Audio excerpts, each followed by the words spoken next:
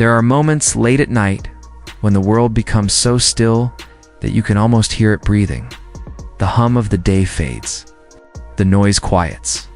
And in that silence, something ancient stirs a feeling that you are not alone beneath the vast dark sky. Look up. There it is. The moon glowing, watching, unchanged. Since the first human I ever found it in the darkness. But what if those first people, those ancient souls who lived closer to the earth and the stars than we ever will, what if they believed the moon could hear them? Not in metaphor, not in poetry, but truly.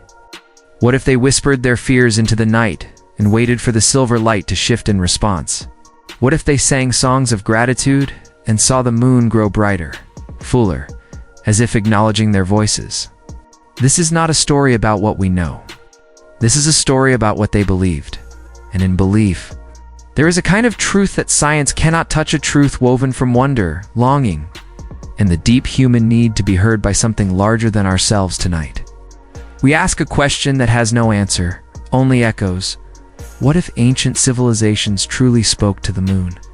And what if, in ways we have forgotten how to see, the moon spoke back? Let the night settle in. Let your mind drift. We are about to journey into a world where the moon was not a distant, lifeless satellite, but a living presence. A listener. A companion in the cosmic dark, and perhaps by the end of this telling you will feel it too. That quiet sense that something, somewhere, is paying attention. Before there were cities. Before there were words written on clay or carved into stone, there was the moon. It hung in the sky every night. The only constant in a world of chaos and change. The sun blazed and disappeared. The stars wheeled in patterns too vast to comprehend. But the moon returned. Night after night. Predictable. Patient. Their early humans did not have clocks or calendars. But they had the moon. They watched it swell from a sliver of silver into a radiant disk, then shrink again into shadow. 29 days. 12 cycles. A year. Time itself was born from watching the moon's slow, steady dance across the heavens. They noticed other things too. The tides rose and fell with the moon's pull. Animals behaved differently during certain lunar phases. Wolves howled louder. Fish spawned, nocturnal creatures emerged with purpose. Even the plants seemed to respond. Seeds planted under a waxing moon grew faster. Crops harvested under a waning moon lasted longer. And then there were the women. Their bodies, too, followed a rhythm that matched the moon. 29 days, the cycle of fertility, of life itself. It was impossible to ignore. The connection was undeniable. The moon was not separate from life. It was woven into it, so they began to believe. Perhaps they simply knew that the moon was aware, that it saw them, that its light was not random, but purposeful. A presence, not an object. A watcher, not a stone. When they looked up at the moon, they did not see a barren rock reflecting sunlight. They saw something alive. Something that had been there before them and would remain long after. Something that, in its own silent way, cared. And if it cared, then perhaps it could hear. Perhaps. When they stood beneath its glow and felt its cool light on their skin, they were not alone. Perhaps the moon was listening. Perhaps it always had been. But how did they speak to it? What words did they use? Or did words even matter? In the time before language was written, before gods had names and temples had walls, there were the circles. Stone circles. Carved crescents. Firelit gatherings beneath open skies.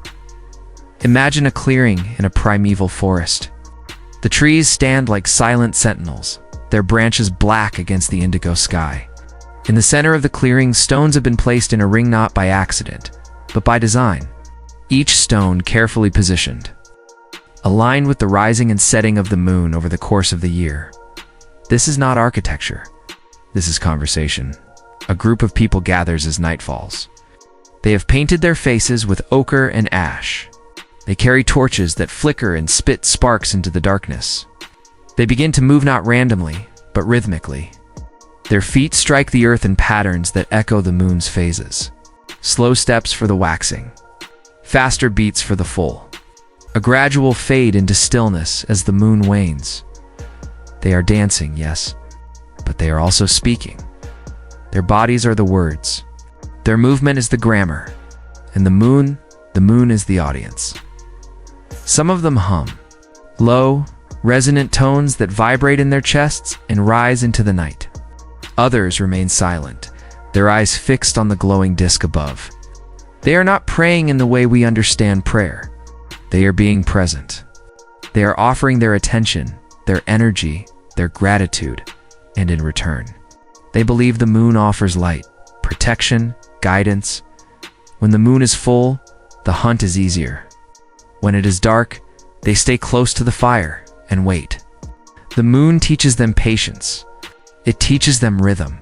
It teaches them that all things return.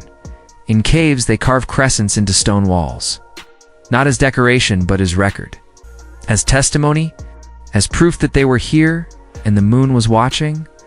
Each crescent is a conversation preserved in rock whisper, frozen in time. These prehistoric people did not have telescopes or equations, but they understood something we have largely forgotten: that presence is a form of communication, that attention is a form of devotion, that to stand beneath the moon and truly see it is to speak to it in the oldest language of all. And sometimes, when the wind shifted or the fire flared or the moon seemed impossibly bright, they believed they heard an answer, not in words, but in feeling. A sense of being acknowledged, of being held in the gaze of something vast and gentle. But as civilizations grew, so did the sophistication of their conversations with the moon. And nowhere was this more profound than in the land between the rivers. In ancient Sumer, in the shadow of towering ziggurats, the moon was not merely a celestial body. It was a god. Nanasin, the keeper of divine records, the lord of wisdom, the one who knew all secrets. The Sumerians believed that the moon held tablets, cosmic documents inscribed with the deeds, thoughts, and intentions of every living soul. Nothing escaped its notice. No prayer went unheard. No sin went unrecorded. The moon was the ultimate witness at night. The astronomer priests climbed the steep steps of the ziggurat in the city of yore. The air was cool, the stars impossibly bright in the unpolluted darkness. They carried with them clay tablets, reeds for writing, and eyes trained to read the language of the heavens. They watched the moon's position relative to the constellations. They measured its brightness, its color, the angle of its crescent. They noted when it appeared near certain stars: the bull, the scorpion, the twins. Each configuration was a sentence. Each phase was a word. The moon was speaking, and they were learning to understand. But they also spoke back. In the temples below, ordinary people brought offerings. Milk and honey poured onto altars, barley cakes shaped like crescents, incense that spiraled upward, carrying prayers into the moonlit sky. They whispered their confessions: adultery, theft, broken oaths. They asked for forgiveness. They asked for guidance. They believed the moon heard every word, and they believed the moon responded. When the moon was full and bright, it was a sign of divine favor. The gods were pleased. The harvest would be good. The king's rule was blessed. But when the moon darkened, when an eclipse swallowed its light, it was an omen of disaster. The gods were angry. A king might die. An empire might fall. The Babylonians took this further. They developed an entire system of lunar divination, mapping the moon's movements against future events. A red moon meant war. A pale moon meant sickness. A crescent tilted upward was a cup of blessing. Tilted downward, it spilled misfortune. This was not superstition. This was their science, their psychology, their way of making sense of a chaotic world. The moon was the mediator between heaven and earth, between fate and free will. It listened, it recorded, and it revealed. On quiet nights, alone in their homes, people would step outside and simply sit beneath the moon's glow. They would close their eyes and speak silently, uninformal prayer, but in the language of the heart, fears, hopes, grief, love, and in the cool wash of silver light on their skin, they felt something. A response. Not in words, but in presence. The moon was there. It was listening. They were not alone, and across the desert, along the banks of the Nile, another great civilization was building its own dialogue with the lunar divine. In Egypt, the moon was a traveler, a guide, a light that did not fear the darkness because it was the darkness transformed, tamed, and made sacred. The Egyptians called upon Khonsu, the wanderer, the young god wrapped in mummy's linen, crowned with the crescent and the full moon. He moved across the night sky, journeying through realms where mortal eyes could not follow, and because he traveled through darkness, he could guide others through it. Too, when someone was sick, their family would pray to Khonsu. When a traveler set out on a dangerous journey, they would make offerings at his temple. Khonsu's light was believed to protect the vulnerable, to heal the broken, to illuminate paths through shadow. Then there was Thoth, the ibis-headed scribe, the keeper of time and magic. The Egyptians believed Thoth used the moon to measure the days, to count the heartbeat of the cosmos. He recorded everything. Every soul weighed on the scales of judgment. Every spell whispered into the night. Every question posed by a desperate heart. The priests of Egypt developed intricate rituals synchronized with the moon's phases. During the new moon, when the sky was black and the moon invisible, they honored the dead. This was when the veil between worlds was thinnest. Spirits could cross. Messages could be sent. Priests would chant in torchlit chambers deep within temple complexes, their voices echoing off stone, asking the moon to carry their words into the underworld. On the night of the full moon, the rituals changed. Now was the time of power, of abundance, of calling forth blessings. Processions wound through the streets, torches blazing, drums pounding. People gathered at the river's edge, where the moon's reflection shimmered on the water. They believed this reflection was a doorway or place where the physical and the divine touched. They would speak their wishes into the water. They would toss offerings, flowers, bread, small carved amulets, and watch them float downstream, carried away by the current and the moon's reflected light.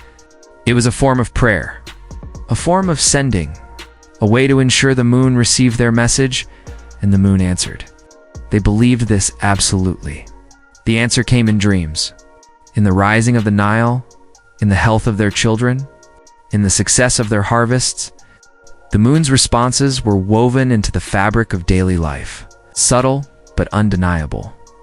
On tomb walls, painted in vibrant pigments that still glow thousands of years later, the moon appears again and again. Crescents cradling stars. Full moons illuminating the journey of the soul. The moon was not just a timekeeper, it was a promise. A promise that light returns. That death is not the end.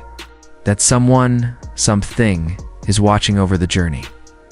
But far across the Mediterranean, in lands of olive groves and marble temples, the moon was taking on a new voice, one of poetry, philosophy, and divine feminine power.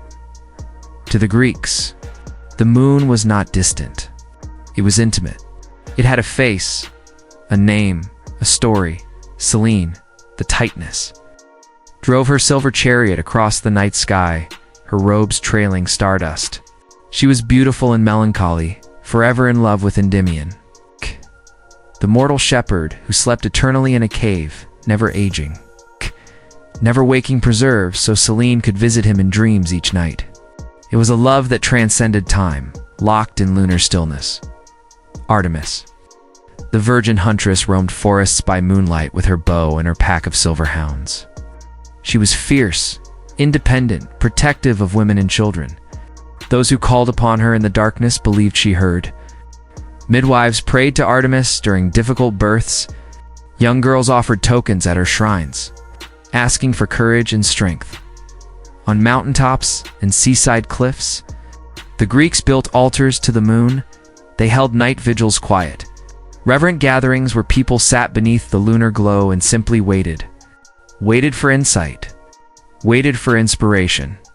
Waited to feel the presence of the goddess.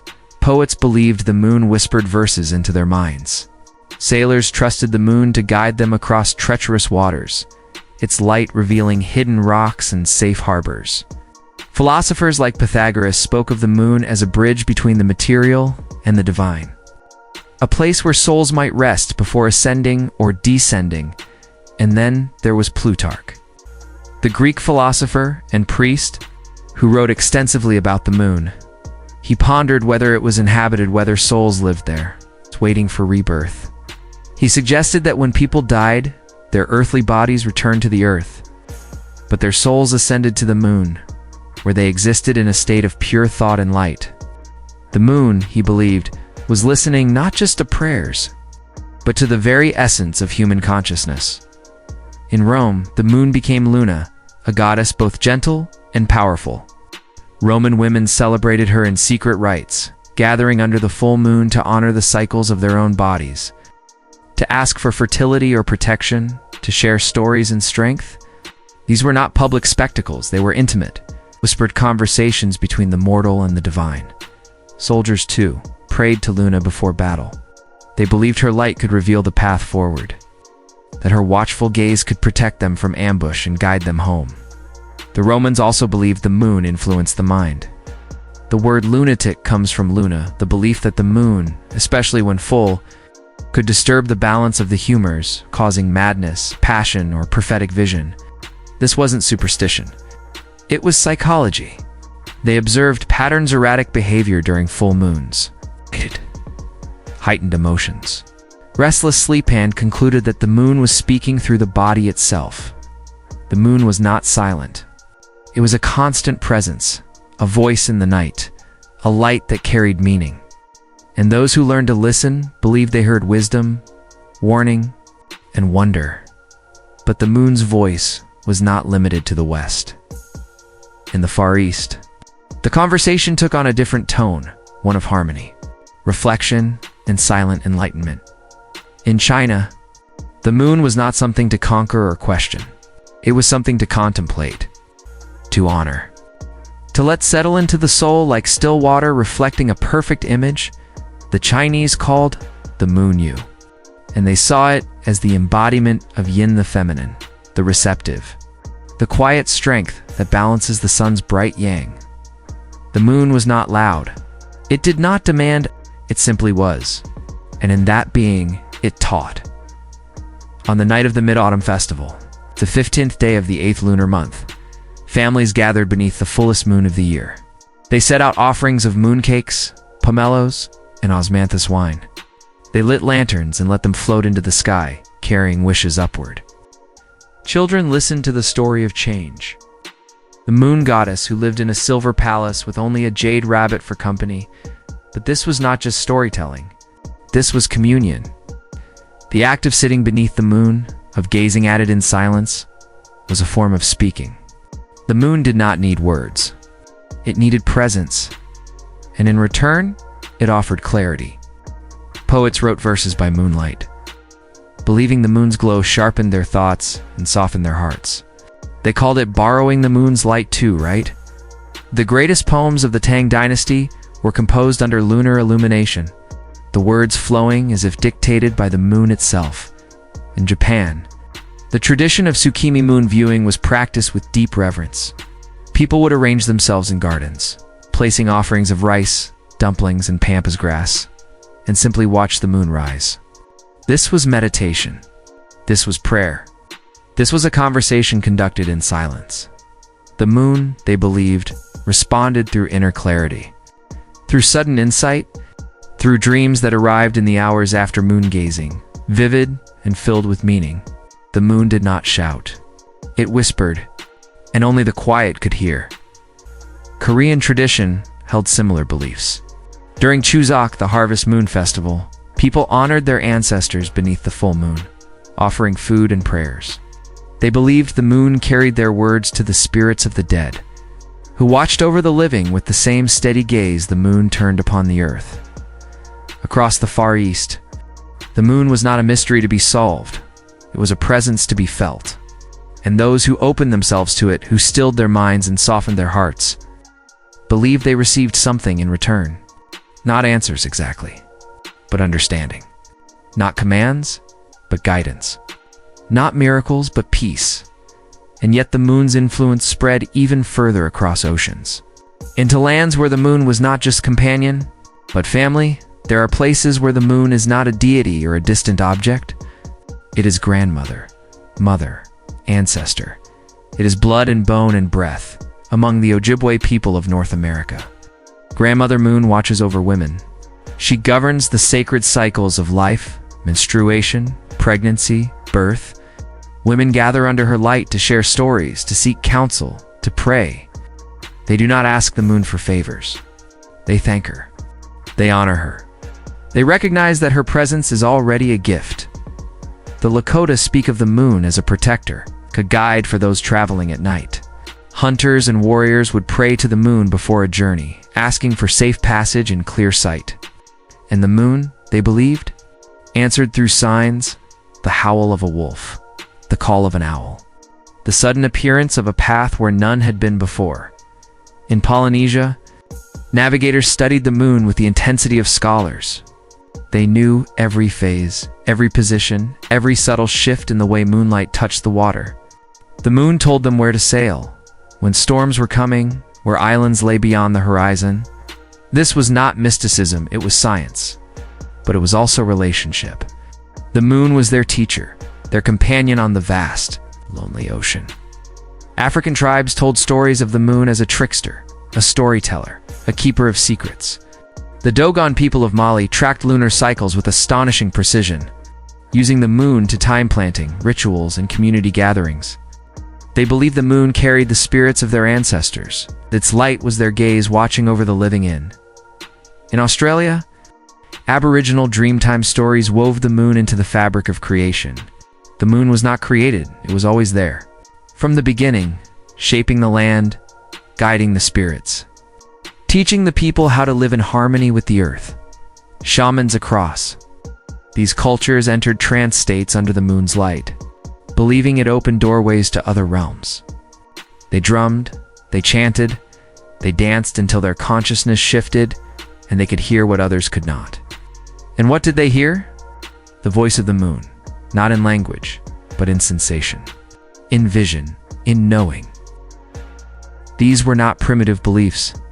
These were sophisticated understandings of connection, of how the natural world speaks to those willing to listen. The moon did not need to perform miracles to prove its presence. It simply needed to be seen. And in seeing, the people spoke, and in speaking, they were heard. But the question remains, did the moon ever truly answer? Or were the ancients simply finding meaning in the silence? An eclipse. The moon turning blood red as the earth's shadow swallows it whole. To ancient peoples, this was not an astronomical event. It was a response. A powerful, terrifying message from the moon itself. Across every culture, eclipses were interpreted as omens. The moon was angry. The moon was in danger. The moon was warning humanity of disaster. People banged drums, shouted, fired arrows into the sky, trying to scare away whatever force was devouring their lunar companion. But there were other signs, too, subtler. A halo around the moon, caused by ice crystals in the upper atmosphere, was seen as a crown, a sign of blessing or impending change. A moonbow, a rare rainbow caused by moonlight passing through mist, was believed to be a bridge between the earthly and the divine.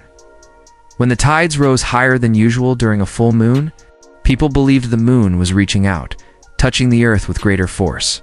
When the moon appeared larger on the horizon, an optical illusion caused by atmospheric refraction, they believed it was drawing closer, paying special attention. And then there were the dreams. Oh, the dreams. People who prayed to the moon before sleep often reported vivid prophetic visions. They dreamed of ancestors, of future events, of solutions to problems that had plagued them for weeks. Were these dreams messages from the moon? Or were they simply the mind, calmed by ritual and moonlight, accessing its own deeper wisdom? The truth, perhaps, is that it doesn't matter. The ancients created meaning in the cosmic silence. They looked at the moon's natural rhythms, its gravitational pull on the tides, its light-affecting nocturnal behavior, its cyclical disappearance and return, and they interpreted. They wove those patterns into narrative, into belief, into relationship. And in doing so, they were not wrong. The moon does influence the earth. It does pull on water, on bodies, on moods, in ways science is only beginning to fully understand. The ancients didn't have the vocabulary of gravity or circadian rhythms, but they had observation. They had attention. They had the willingness to believe that the universe was not indifferent, and perhaps that belief was the answer. Perhaps the moon's greatest response was simply to remain constant, present, watching. And in that constancy, to remind humanity that they were not abandoned in the cosmic dark. We know now that the moon is rock. Dust, craters formed by billions of years of asteroid impacts. We know it has no atmosphere, no water, no life. We know it reflects the sun's light, that its phases are caused by its orbit around Earth, that its gravitational pull creates the tides. We have walked on its surface. We have brought back samples. We have measured it, mapped it, analyzed it, and yet, the ancients were not entirely wrong. The moon does affect life on Earth. Its gravitational force stabilizes our planet's tilt. It's creating the stable climate that allowed life to flourish. Its light influences the behavior of countless species. Sea turtles hatch during full moons. Corals spawn in sync with lunar cycles. Predators and prey adjust their activity based on moonlight. Even human biology responds. Studies have shown correlations between lunar phases and sleep patterns, mood fluctuations, and menstrual cycles. The mechanisms are still debated, but the patterns exist. The ancients called it divine communication. We call it circadian rhythms and tidal forces. But we are describing the same phenomenon, just in different languages. They believed the moon was listening. We know the moon is influencing. Perhaps the difference is smaller than we think. The ancient rituals, the moon gazing, the meditative presence, the alignment of human activity with lunar cycles, these were not foolish. They were adaptive. They were ways of attuning human life to natural rhythms that genuinely exist. The moon may not hear prayers, but it certainly shapes the world in which those prayers are spoken. And in learning to pay attention to the moon, the ancients learned to pay attention to nature itself. They learned patience. They learned observation.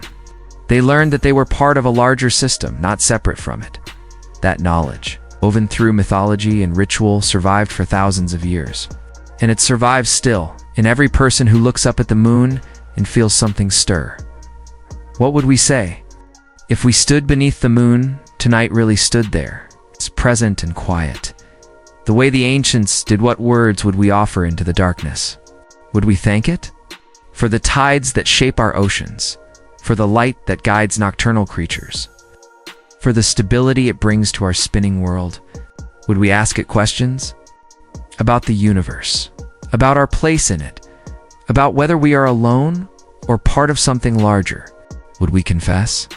Our fears, our failures, our small human griefs that feel so enormous under the vastness of the night sky? Or would we simply sit in silence, the way the Japanese did during Sakimi? The way indigenous elders do, still allowing the moon's presence to be enough. In our modern world, we have lost much of the ritual. We no longer align our calendars with the moon. We rarely notice its phases. We live in artificially lit cities, where the moon is often invisible, washed out by streetlights and screens. But the moon is still there, constant, patient, watching, and some people are beginning to remember. Moon circles are forming in cities and suburbs, groups of people gathering under the full moon to meditate, to set intentions, to simply be present together. Astrologers track the moon's movement through the zodiac, offering guidance based on its position. Gardeners plant by the lunar calendar. Tide charts govern the lives of fishermen and sailors. The conversation has not ended. It has only changed form. Maybe speaking to the moon was never about getting answers. Maybe it was about the act itself, the willingness to look up, to acknowledge something beyond the self, to feel small and connected at the same time. Maybe the moon's greatest gift is not response, but reflection. It shows us ourselves, our cycles, our rhythms, our capacity for wonder, and in that reflection, we are seen. the moon is rising again. It always does. It rises over the ruins of ancient temples where priests once climbed stone steps to speak with the divine. It rises over forests where fires once burned and voices once chanted into the night. It rises over oceans that still pull and release with its ancient rhythm. It rises over you. The same moon, the same light, the same quiet, steady presence that has watched over every human. Life since the first one began, the ancients believed the moon could hear them. They believed it cared. They believed that when they spoke into the night, something vast and gentle was listening. Were they right? We cannot know. Not truly. But perhaps the question itself is the answer. Perhaps the willingness to believe we are heard by the moon, by the universe, by something beyond ourselves is what makes us human. Tonight, if you can, step outside. Look up. Let the moon's light touch your face. And if you feel moved to speak whether in words or silence speak, you will be joining a conversation that has lasted tens of thousands of years. A conversation that requires no proof, no certainty, only presence. The moon is watching. It always has been, and in its light, you are never truly alone. Rest now. The moon will keep vigil. It knows how. It always has.